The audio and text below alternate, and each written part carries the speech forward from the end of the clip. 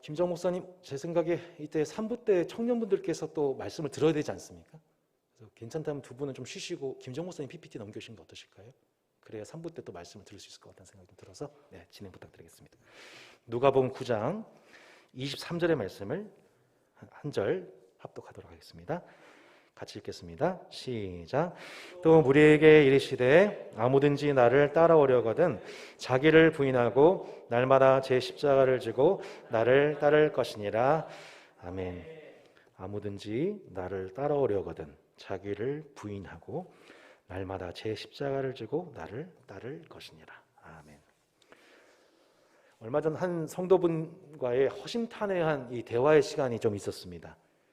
집사님께서 오랜 기간 교회 생활을 하시면서 교회에 출석하는 일을 반대하는 남편으로 인해 수십 년 동안 어려움을 겪으셨던 사연을 좀 들었습니다. 이 성도님께서 교회에 출석하시게 되면 그 지역교회 담임 목사님에게 찾아가서 대뜸 이렇게 남편이 물어보셨대요. 목사님, 교회가 먼저요? 가정이 먼저요? 목사님, 교회가 먼저요? 가정이 먼저요? 도대체? 교회가 먼저지요 라고 말하는 목사님과 교회에 대해서는 마음에 반감이 생기셨고, 가정이 먼저죠 라고 답하는 목사님과 교회에 대해서는 비교적 호의를 가지셨대요. 이 얘기를 듣는데 제가 궁금한 지점이 좀 생겼습니다. 혹시 남편께서 옛날에 교회에서 상처를 받으신 적이 혹시 있으신가요? 그랬더니 그러니까 있네요. 남편분의 젊은 시절 교회에 장로님 한 분이 있었는데 자신의 선배님께서 이 장로님과 함께 사업을 진행하다가 큰 피해를 당하셨대요.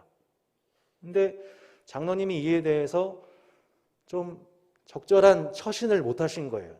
책임을 제대로 지지 못하신 거죠. 그래서 그 무책임한 모습 보고서 이 남편분께서 젊은 시절 큰 시험을 당하신 겁니다.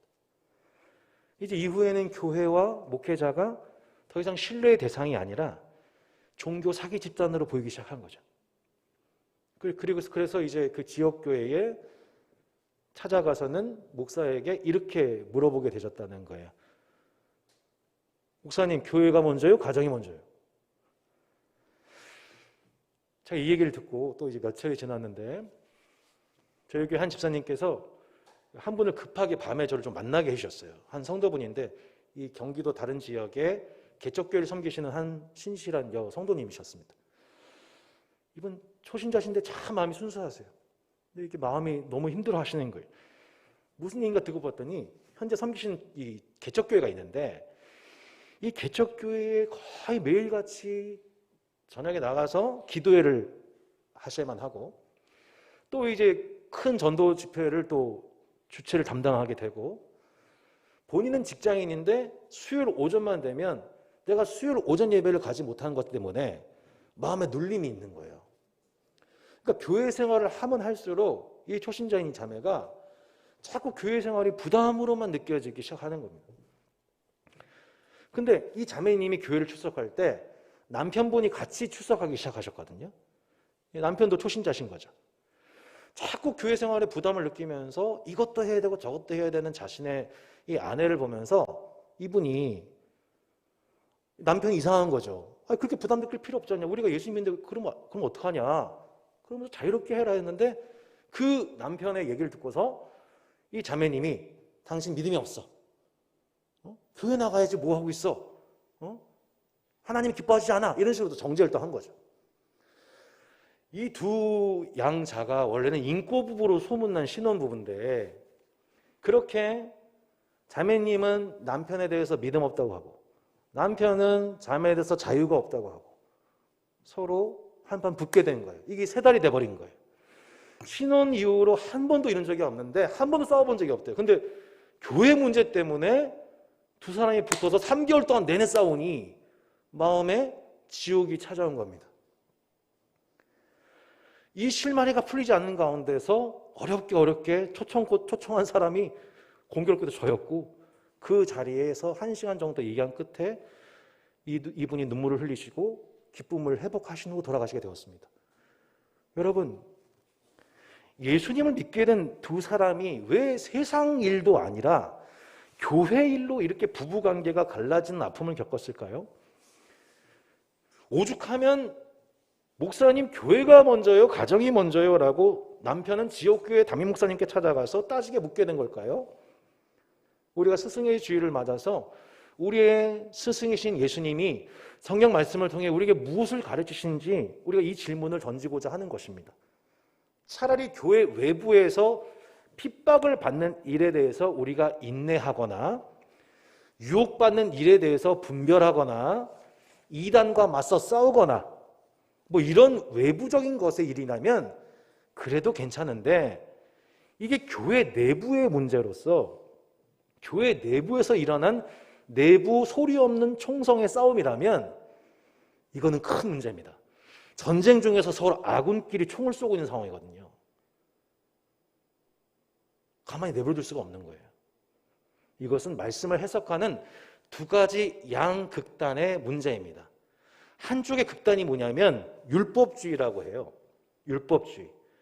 하나님의 말씀인 율법 자체는 나쁜 게 아니에요. 그죠? 하지만 율법을 해석하고 가르치는 지도자들의 열정의 과잉이 뭘 낳냐면 율법주의를 낳습니다. 이해되시죠? 여러분 이해되세요? 지금 제 설교가? 예.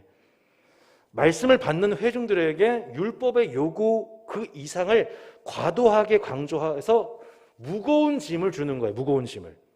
그러면 그 성도들은 그 무거운 짐을 진 상태로 또 한 주를 살아가게 됩니다. 정작 말씀을 전한 당사자는 그 짐을 지지를 않아요.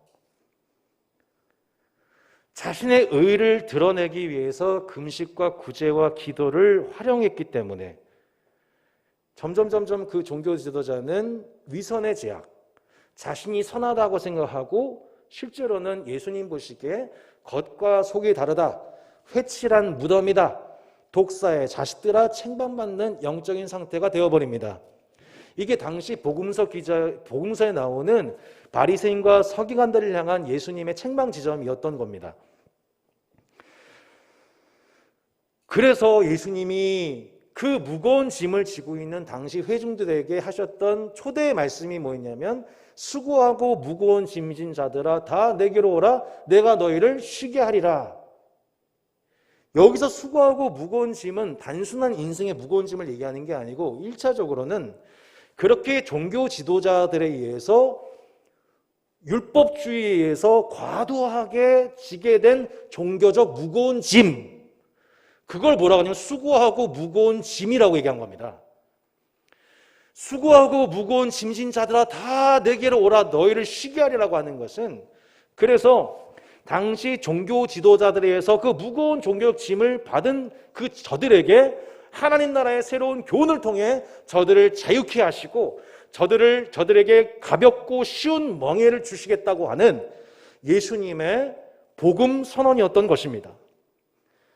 여러분 지난날 교회에서요, 한국교회에서는 이 율법주의와 함께, 율법주의가 어디서 기생을 했냐면 교회 성장주의와 함께 기생을 했습니다. 한국 교회 내에서는 지난날 교회 성장주의 안에 율법주의가 기생을 한 거예요. 이 말씀이 이해가 되시나요?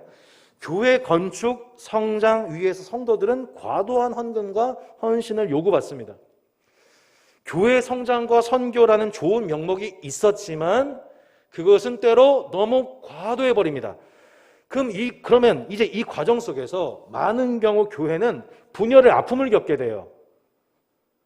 편이 갈라져요. 과도하지만 이것을 끙끙거리고 순종하려고 하는 사람들과 이것에 대해서 비상식적이라고 생각하는 판단하는 두 회중 사이에서 분열이 일어나게 돼요. 그리고 그 후에 만만치 않은 교회는 분열과 후유증을 겪게 되고, 가까이 있는 모 신도시의 교회는 그 비용을 감당하지 못해서 결국에는 문을 닫게 되는 그런 일들이 비일비재하게 나타나게 되는 것입니다. 그러면 그러한 교회와 목회자를 바라보는 교회의 가족들은 무슨 생각을 할까요? 목사님, 교회가 먼저요? 가정이 먼저요? 교회가 먼저요? 성도가 먼저요? 무엇이 중요한디라고 물어보게 되는 거죠. 아버지는 장로님이요, 어머님은 권사님인데 자녀들은 한결같이 교회를 안 나가요. 제가 그런 얘기 참 많이 들어봤어요. 아버님은 교회에 존경받는 장로님이요, 어머님은 기도의 권사님이신데 이상하게 자녀를 못 봐요. 혹은 부모님 체면을 위해서 교회를 나오고 있어요. 한 청년이 그러더군요. 목사님, 저는요 30년 동안 우리 가정에 주일만 되면 안식이 없다는 걸 알게 됐어요. 교회를 다니는데 주일만 되면 우리 가정에는 안식이 없다는 거예요.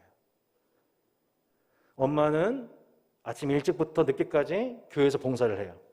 아빠는 하루 종일 집에서 홀로 있어요. 주일 저녁이 되면 부모 사이에 묘한 불안과 원망 흐르게 돼요. 그럼 점점 그 자리를 자녀들도 피하게 되죠. 교회를 열심히 다니는 가정의 뒷면에 주일을 통해 도리어 안식을 잃어버리는 아이러니한 상황이, 모든 것이 그렇지 않지만 율법주의적인 경향이 강했던 성도들의 가정 가운데에서 많이 나타나게 되는 것을 우리가 부인할 수 없는 시대를 맞고 있는 겁니다.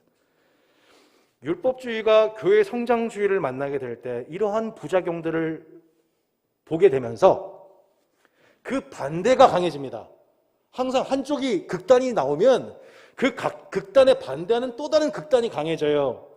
율법주의가 강했던 한국교회의 이 반대작용으로 뭐가 또 강해지고 있냐? 무율법주의가 강해집니다. 그딴 거 다 필요 없어. 중요한 건 예수님 한 분뿐이야. 반율법주의, 반정통주의가 왕성해지는 거죠. 그래서 교회의 기존 제도, 전통, 건물, 주일 성수, 11조, 교회 직분, 이 모든 거 다 고리타분한 거야. 이거 구약적인 거예요. 율법적인 거야. 치부해버리는 거야, 쉽게. 우리 구원 받았잖아. 굳이 지역교회 소속되어서 구약의 전통인 11조, 목사, 장로, 권사, 직사, 직분 이런 거 필요 없어. 예수님 믿는 게 제일 중요한 거야.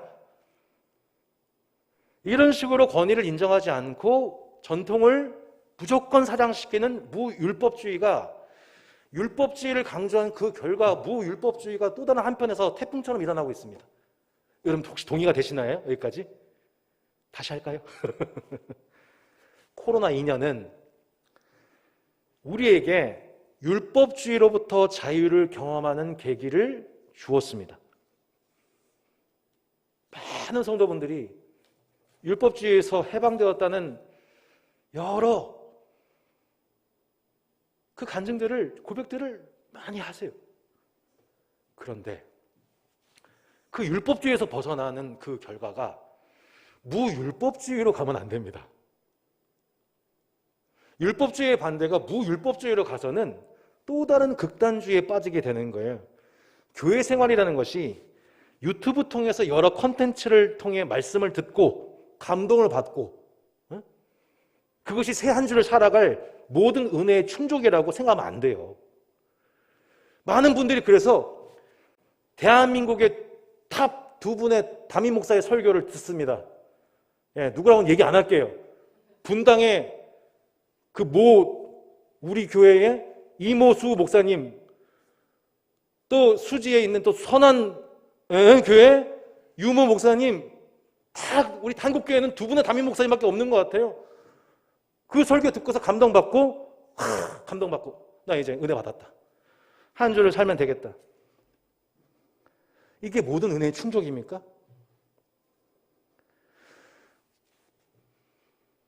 지역교회에 소속되어서 바른 교훈을 설파받고 치리를 적용하고 교회 공동체로서의 하나 되게 하신 것을 힘써 지키면서 또한 이 믿음을, 바른 교훈과 바른 믿음을 다음 세대들에게, 이웃들에게 하나님을 경외하는 법을 지도하는 교육적인 책임, 지역사회의 전도와 대사회적 책임 등의 다른 담론과 실천들은 아주 많이 약화되거나 아예 생략을 해버리는 거예요. 그게 무율법주의 결론이에요.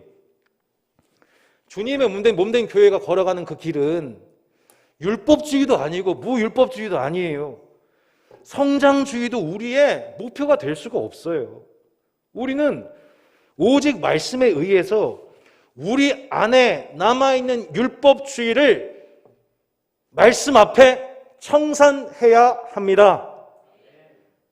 분별하고 우리 안에 율법주의를 회개해야 됩니다. 율법주의는 교회 내에서 복음을 대체하려고 하는, 여러분 잘 들으세요. 사단이 교회를 공격하는 가장 강력한 무기는 이단 핍박이 아니라 내부적으로 뭐예요? 복음을 대체하는 율법주의라는 거예요. 교회 안에 율법주의를 강화시켜서 복음을 사장시킴으로 교회를 변절시키는 게 사단의 주요 목표예요. 예수님이 그래서 복음서에서 그렇게 바리새인과 서기관들을 그렇게 미워하셨다는 거예요. 그렇게 독사의 자식들아 하면서 욕하면서 율법주의를 대적하셨다는 거예요. 가장 무서운 신학적 우상, 율법주의. 그런데 그 율법주의를 대적한다고 반대로 우리가 무율법주의, 교회 해체주의, 탈권위주의의 극단으로 나아가서는 안 됩니다. 고린도 전서를 우리가 왜 봤나요? 고린도 교회가 개인의 자유를 강조하고 교회의 권위를 무시하고 실의를 거부하다가 결국엔 공동체의 분열과 사회적인 무리를 일으키게 된 교회가 고린도 교회였다는 걸 우리가 뼈저리게 보지 않았습니까? 율법주의와 무율법주의의 양쪽을 거부하는 길에 대해서 예수님이 이렇게 말씀하신 겁니다. 마태복음 23장 23절 말씀에 PPT 보도록 하겠습니다. 같이 한번 읽어보겠습니다. 시작. 화 있을진저 외식하는 서기관들과 바리새인들이여, 너희가 박하와 회양과 근처의 11조는 들이되 율법에 더 중한 바 정의와 긍휼과 믿음은 버렸도다. 그러나 이것도 행하고 저것도 버리지 말아야 할지니라. 뭐라고 말씀하세요? 이것도 행하고 저것도 버리지 말아라. 율법에 더 중한 바 정의와 긍휼과 믿음 버리지 말고 박하와 회양과 근처의 11조도 버리지 말아라. 율법에 더 중한 바 정의와 긍휼과 믿음입니다. 이게 율법의 정신이에요. 이 율법의 정신을 세우기 위해 지키기 위한 형식적 전통이 뭐예요? 박하, 회양, 근처의 11조죠. 우리가 지금 주일 예배를 주일 오전 11시라는 이 시간에 이 장소에서 형식과 전통을 빌어 하나님을 섬기는 것은 우리가 무율법주의를 지지하지 않습니다라는 것의 몸의 반응이죠. 공동체적 고백이죠. 우리는 주일 예배 11조, 기도회, 성경 연구, 제자 훈련, 형식과 전통을 활용해서 하나님을 사랑하고 더욱 사랑하고자 합니다. 동의하세요? 동의하시죠? 그러니까 이런 모이고 있는 거잖아요, 우리가. 이거 없어도 하나님 사랑할 수 있다. 이거 없어도 하나님 나라 전파할 수 있다. 그러신 분은 무율법주의자인 거예요. 무교회주의자인 거예요. 홀로 신앙생활 하시면 돼요. 하지만 열매 맺기 쉽지 않을걸요? 이 율법이 없이, 이 율법을 지키고자 하는 전통과 형식이 없이 내가 하나님을 사랑할 수 없다는 것을 인정하는 사람들이 모여서, 그래서 우리를 교회로 모이게 하셨지. 그래서 기도회로 모이게 하시고 말씀을 듣게 하시고 말씀의 강사를 초빙하게 하신 거지. 주일학교를 통해서 세대 눈높이 맞춤 교육을 하고자 우리가 교육자를 초빙한 거였지. 하는 것이지. 다음 세대에게 주일학교, 큐티, 소요리 문답, 가정예배, 이 모든 것들이 그들이 그렇게 그 형식과 전통을 빌어서 하나님을 사랑하는 자가 되기 위해서 이것이 필요하다고 우리가 인정하고 이걸 지금 저희가 사용하고 있는 거잖아요. 바로 이 시점에서 우리는 무율법주의를 거부하고 있는 거예요. 근데 문제는 우리가 세워놓은 이 전통이 시간이 지나다 보면 전통의 함몰이 되더라는 거예요. 저희가 성복조항교회에서 분립개척 교회로 나왔습니다. 저희가 3년이 되었어요. 처음에 저희가 오무교회 하겠다. 우린 지금 안식을 잃어버렸다. 우리는 본질이 아닌 거 다 버리겠다. 이건희 회장이 아내 빼고 다 버려 그랬는데 우리도 예수님 섬기는 가장 핵심적인 것, 예배와 교육, 훈련, 교제 이거 빼고 아무것도 거기서 내려놓겠다 했어요. 근데 시간이 지나잖아요. 하다 보면 또 우리 안에 전통이 쌓이게 됩니다. 하다 보면 우리도 전통화되고요. 우리도 5년, 10년 되잖아요. 나중에 기존 교회와 비스무리해진 모습들이 이제 나타나기 시작하는 거예요. 기존 교회가 다 나쁘다는 것이 아니고 우리가 그렇게 다시 율법주의의 우상에 빠질 수 있는 우려가 얼마든지 있는 거예요. 안식일의 주인이신 주님이 우리에게 요구하신 바가 뭐라고요? 정의와 긍휼과 믿음이에요. 그저 주일 성수하는 것만이 하나님을 사랑하는 길이라고 여겨서는 안 됩니다. 양이 구덩이에 빠져 있어요. 근데 율법주의자는 어떻게 하냐? 지금은 노동하면 안 돼. 말씀에 그렇게 나와 있어. 하면서 정의와 긍휼과 믿음을 행하지 않고 구덩이에 빠지는 양을 구하지 않고 바로 예배당 가는 거예요. 그거는 율법의 정신이 아니죠. 가족이 아프고 돌봐야 될 사람이 있는데 그를 돌보지 않고 교회 모임에 참석합니다. 무언가 이상하지 않아요? 하나님을 사랑하는 계명과 이웃을 내 몸처럼 사랑하는 계명이 분리돼 버린 거예요, 우리 안에서. 이것을 이원론이라고 하죠. 교회 내의 율법주의가 성도의 모습을, 하나님의 형상을 파괴시키고 약화시키는 그 원흉이 율법주의에서 나오는 이원론적인 적용인 것입니다. 목사님, 도대체 교회가 먼저요, 가정이 먼저요? 라고 질문하신 남편분을 비롯해서 세상에 많은 사람들이 한국교회를 바라보면서 기독교라고 비판한 이유가 뭐예요? 하나님 사랑이시라며, 사랑이 교회라며. 근데 왜 너희들 모습 속에 사랑이 보이지 않니? 여러분, 다산다산 교회에서 하는 훈련의 핵심이 뭐냐면 이 풍성한 삶의 첫걸음, 풍성한 삶의 기초라고 하는 이 기본 양육과정 통하여서 교회 리더 만드는 게 아닙니다. 목사 위주의 담임 목사 편의 사람들 만드는 거 아닙니다. 오해하지 마십시오. 저희가 이걸 22주에 걸쳐서 하는 훈련의 핵심은 뭐냐면 성도의 삶 속에 어느덧 그 안에 쇠뇌되어 있는 율법주의, 모든 종류의 율법주의를 해체하는 과정인 것입니다. 풍성한 삶은요, 그 모든 종류의 이원론을 깨뜨리는 훈련이에요. 교회와 가정을 이원화하지 않아요. 주님이 주신 생명과 풍성한 삶은요, 교회와 가정을 이원화하지 않습니다. 하나님 사랑과 이웃 사랑을 이원화하지 않습니다. 교회의 교제와 믿지 않은 이웃들에 대한 섬김을 이원화하지 않습니다. 주일 예배와 주중 예배를 이원화하지 않습니다. 율법주의가 은연중에 성도 안에 심어놓은 수많은 이원론들을 부수고 깨뜨리고 재조용하는 것, 모든 성도가 총체적인 모든 삶을 통해 하나님의 다스림을 드러내고 열매 맺는 양육과 훈련을 풍성한 삶의 열매로 맺혀지기를, 그 열매를 위해서 우리가 따스한 교회로 모여 있는 것이죠. 율법주의와 무율법주의의 양극단을 피하고 풍성한 삶의 균형을 이루는 비결은 딱 하나밖에 없습니다. 여호수아에게 말씀하십니다.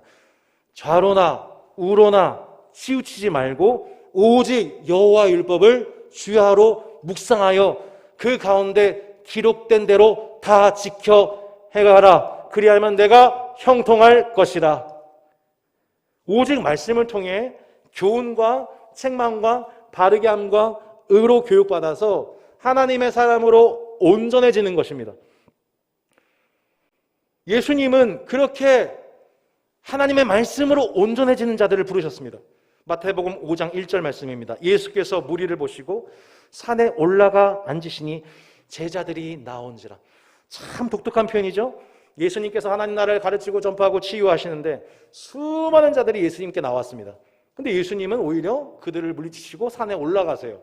산에 올라가셨을 때 나온 자들이 누굽니까? 제자들이 나옵니다. 제자들이 나와서 하나님 말씀을 듣습니다.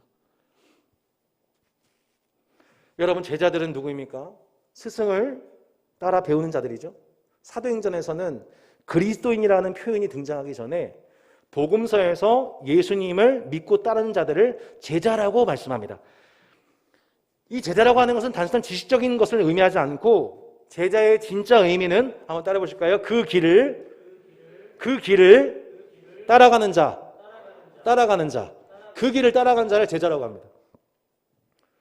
이제 드디어 오늘 본문 말씀 전합니다. 우리가 예수님의 가신 그 길을 따라가는 자가 되기 위해서 필요한 두 가지가 무엇인지를 우리의 스승이신 예수님이 우리에게 두 가지를 말씀하셨습니다. 누가복음 9장 23절 보세요. 또 또 무리에게 이르시되 아무든지 나를 따라오려거든 자기를 부인하고 날마다 제 십자가를 지고 나를 따를 것이니라. 자, 우리가 진짜로 예수님을 그냥 말로만 믿는 게 아니고 실제로 예수님이 가신 그 길을 따라가는 제자의 삶이 가능해지려면 두 가지가 필요하대요. 첫 번째가 무엇입니까? 자기를 부인하는 것. 두 번째가 뭐예요? 날마다 제 십자가를 지는 것. 제 십자가를 지는 뭐예요? 날마다 제 십자가를 지라라고 말씀하고 있죠. 여러분, 자기를 부인한다는 것이 무슨 뜻일까요? 내 자존심, 내 못돼본 자존심을 팍팍 죽이는 것? 여러분, 정말 자기 성질 죽이는 것이 자기를 부인하는 것인가요? 저희가 수요일날 소요리 문답 통해서 배웠습니다만, 자, 우리 소요리 문답 때 뭘 배웠죠? 인간은 전적으로 타락한 죄인이다. 이것을 배웠습니다. 여러분, 인간은요, 전적으로 타락한 존재예요. 여러분, 우리 인간이 내 자신이 전적으로 타락한 죄인인 것을 여러분 인정하십니까? 타락한 본성을 가진 인간이라면 그 인간에게서 나오는 모든 것은 죄밖에 없다는 것을 장로교에서는 얘기를 해요. 그렇다면 내 안에 타락한 본성이 있고 이 타락한 본성에서 나오는 것은 죄밖에 없다는 것을 인정한다면 자기를 믿을 수 있어요, 없어요? 자기를 믿을 수 있나요, 없나요? 있어요, 없어요? 없죠. 내가 타락한 죄인 것을 인정하는 사람이 어떻게 자기를 믿어요? 동의되시죠? 저는요, 저 못 믿어요. 여러분들 못 믿는 눈치지만, 예, 저 못 믿어요. 전 저 못 믿어요. 이거 아셔야 돼요. 저는 제 본성 자체가 내 지성이나 의지나 감정이나 양심이 자체가 부패한 존재라는 것을 저는 믿어요. 예. 그러니까 저는 저를 안 믿는다는 얘기죠. 예수님 믿은 지 20년이 넘었는데 이거를요 더 믿어요. 예수님 믿은 지 20년이 더 넘었는데 인간이 전적 타락한 존재라는 것을 더 믿어요. 아주 확실하게 믿게 되었어요. 제가 앞에서 큰 소리 치고 확신할수록 더 많이 넘어지고요. 사람들 앞에서 의로운 행동할수록 더 많이 죄를 범하고요. 사랑하고자 해놓고서는 속으로는 정죄하고 비난하고 분노하고 있어요. 근데 사람들은 뭐라고 하냐면은 따스한 교회 담임 목사라고 합니다. 설교 은혜 많이 받았다고 합니다. 여러분, 제가 늘 말씀드리죠. 제가 자격이 있어서 설교하는 것이 아니라고. 설교 준비하는 과정도 끔찍하고요.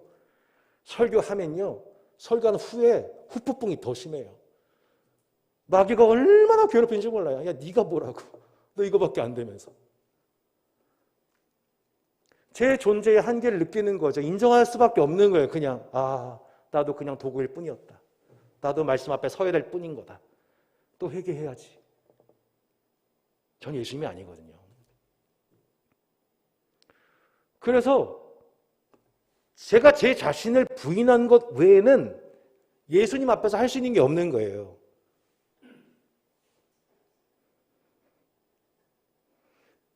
달리 말하면 예수님을 따라가는 제자가 되는 가운데서 첫 번째 스텝이 뭐냐면 그렇게 자기를 부인하는 거예요. 난 안 된다. 지금 내 상태로는 안 된다.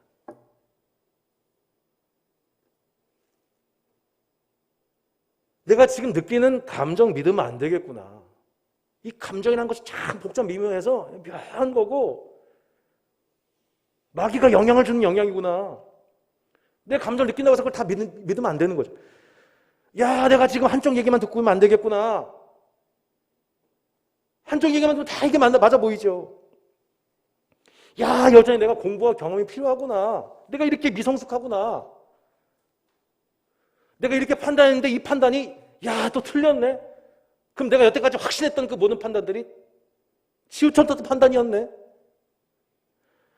내 자신이 지니고 있는 지성과 감정과 의지와 양심의 한계를 인정하고 내가 얼마든지 틀릴 수 있는 존재이고 얼마든지 부패한 본성에서 나오는 생각과 감정과 의지의 영향을 받고 참 많이 싸질러 놨구나. 실패와 실수들을 참 많은 죄를 범하고 살고 있구나. 이래서 주님이 날려서 죽을 수밖에 없었구나. 하나님 앞에 겸손해질 수밖에 없는 거죠. 그게 뭐예요? 자기 부인이에요. 자기 부인. 정말 깨닫는 게 뭔지 여러분 아세요? 아무리 겸손한 척 하려도 겸손이 안 돼요. 겸손한 마음도 하나님이 주셔야 겸손해지는 것입니다. 겸손한 마음도 겸손 자체이신 하나님께로부터 오는 것입니다. 겸손도 은혜예요. 겸손도. 내가 겸손할 수 있다면 그것도 하나님의 은혜인 거죠. 이렇게 자기를 부인하는 사람이 하나님 앞에 자신이 한계를 경험하고 깨어진 그 사람이 비로소 자기 자신에 대한 신뢰를 깨뜨리고 그 다음 단계로 나아가게 되는 거예요. 자기를 부인한 후에 두 번째 뭐 하게 됩니까? 자기 십자가를 지기 시작하는 거예요. 자기 십자가를 지는 거. 예수님도요, 자기 십자가를 지셨어요. 예수님의 십자가는 특별하죠. 아무도 대신 져줄 수 없는 십자가였습니다. 죄가 없으신 하나님의 어린 양께서 우리가 져야 될 십자가, 죄의 죽음이 담긴 십자가를 대신 져주셨죠. 그 과정 속에서 보세요. 제자들은요, 십자가 지는 일 없을 거예요. 스승께서 십자가 지실 필요 없어요. 얘기합니다. 회중들은요, 무리들은요, 저 사람은 십자가에 못 박아라. 저 사람 십자가에 못 박아라. 소리를 칩니다. 십자가에 못 박혔더니요, 로마 군병들이 뭐라고 하는 줄 아세요? 십자가에서 한번 내려와봐. 너가 하나님 아들이면 십자가에서 한번 내려와봐. 여러분, 우리 삶 속에서 일어나는 수많은 사람들의 말들입니다. 십자가를 지라는 것인지 말라는 것인지. 사람들 얘기 듣기 시작하면 어느 장단에 맞춰야 할지 정신이 하나도 없습니다. 예수님은 사람에게 반응하지 않습니다. 하나님과 자신 사이에서 하나님과 자신이 이해하고 있는 하나님이 자신에게 주신 자기 십자가를 예수님은 끝까지 지시죠.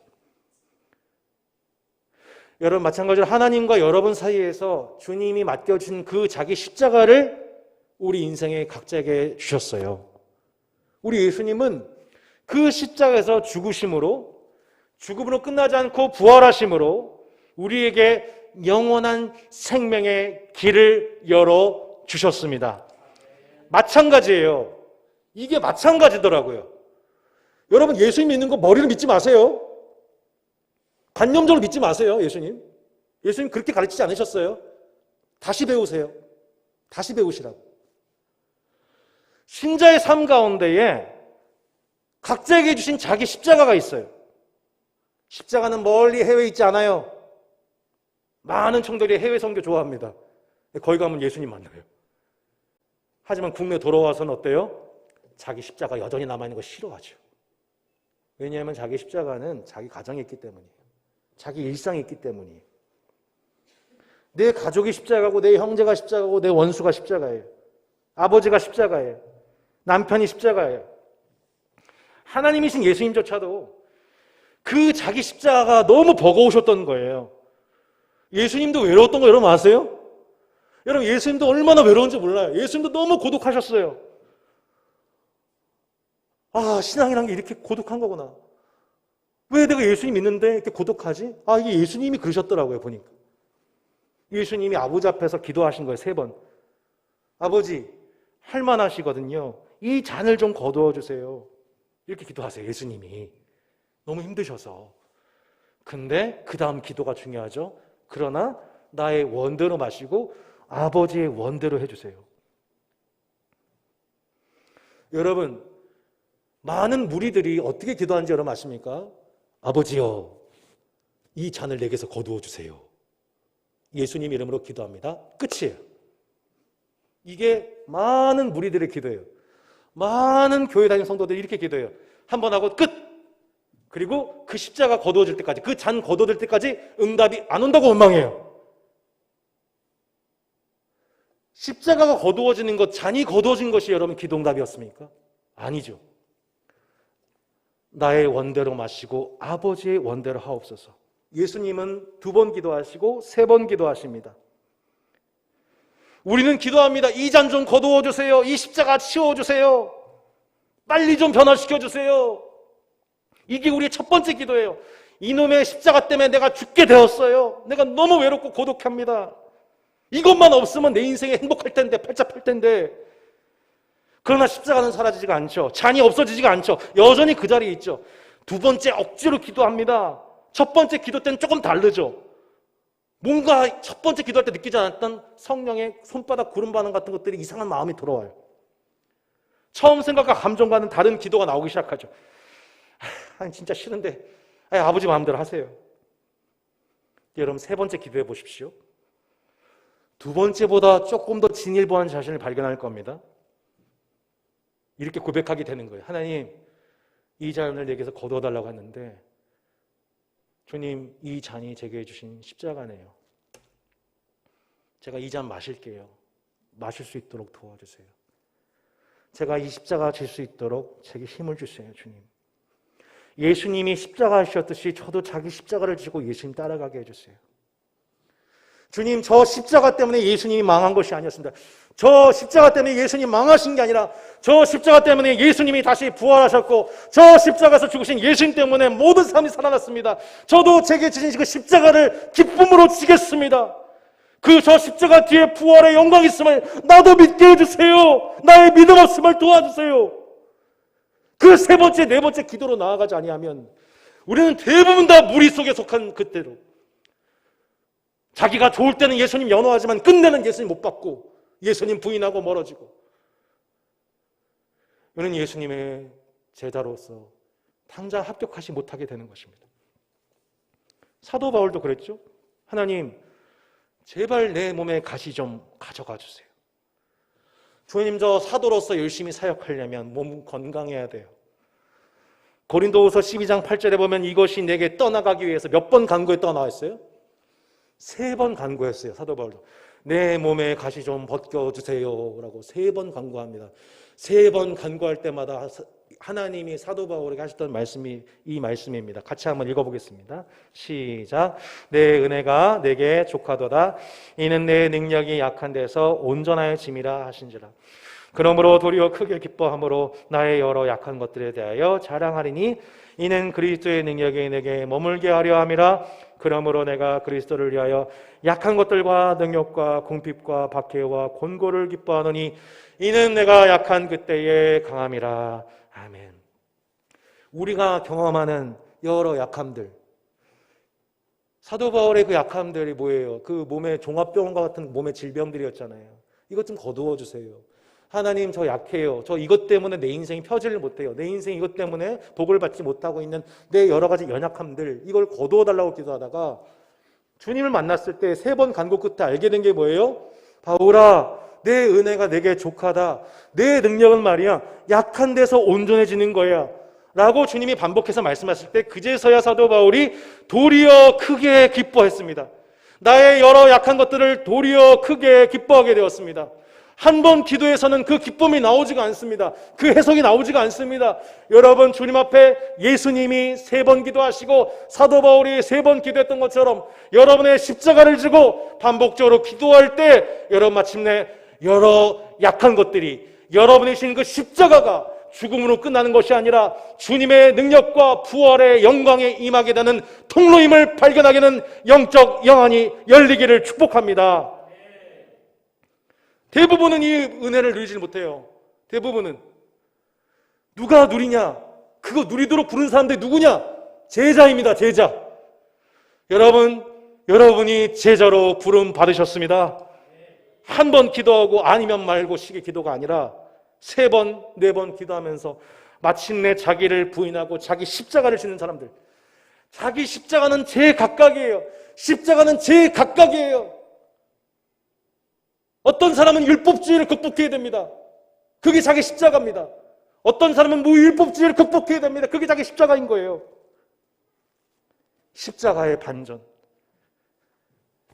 나의 마음대로 하지 않고 자기를 부인하고 자기 십자가를 진 그 결과 예수님이 그 죽음 뒤에 부활의 영광을 경험하듯 그렇게 자기를 부인하고 날마다 자기 십자가를 진 그 사람은 예수님께서 그 십자가의 반전 승리의 서막을 활짝 열어 주실 줄로 믿습니다. 그러므로 성도 여러분, 예수님처럼 바울처럼 기도하십시오. 예수님처럼 바울처럼 기도하세요. 아멘. 하나님을 의지하지 않고서는 해결되지 않은 그 문제를 가지고 한 번, 두 번, 세 번 기도하십시오. 그러면 그 자기 십자가를 주신 그 은혜를 도리어 크게 기뻐하게 될 것입니다. 내게 주신 이 잔을 지금껏 거두지 않으심을 도리어 감사하게 될 것입니다. 마지막으로 고린도후서 4장 10절로 11절 말씀 같이 한번 읽도록 하겠습니다. 같이 한번 크게 한번 읽어보겠습니다. 시작. 우리가 고린도후서 4장 10절로 11절 말씀 같이 한번 읽겠습니다. 시작. 우리가 항상 말씀 찾아볼까요? 고린도후서 4장 10절로 11절. 고린도후서 4장 10절로 11절 말씀 찾아보겠습니다.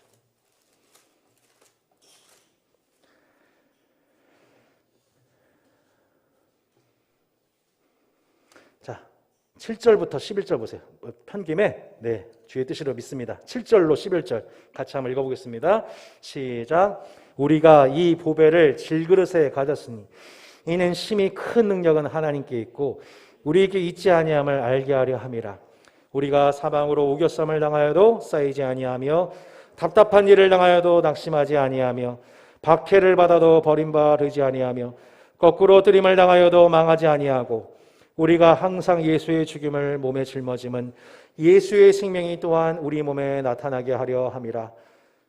우리 살아있는 자가 항상 예수를 위하여 죽음에 넘겨짐은 예수의 생명이 또한 우리 죽을 육체에 나타내게 하려 함이라. 아멘. 성도 여러분, 무리이십니까? 제자이십니까? 무리에 머물러 있기 원하십니까? 제자 되기를 원하십니까? 저와 여러분, 우리 자녀들은 예수 그리스도를 따라가는 제자 되기 원합니다. 날마다 자기를 부인하고 날마다 자기 십자가를 지는 자들로서 그 삶에 나타난 영광이 무엇이에요? 예수의 죽음을, 자기 십자가를 짐으로 예수의 죽음을 몸에 짊어진 자들에게 나타나는 영광이 무엇입니까? 예수의 생명입니다. 예수의 생명이 그 몸에서 나타나게 된 열매가 저와 여러분에게 주어졌다는 것입니다. 이렇게 예수의 부활 생명이 나타나는 성도들의 모임인 주의 몸된 교회는 율법주의의 교만, 율법주의의 교만과 무율법주의의 태만으로 결코 치우치지 않을 것입니다. 우리의 가정은 마침내 교회가 될 것입니다. 우리의 가정은 교회가 될 것입니다. 우리 교회는 가족이 될 것입니다.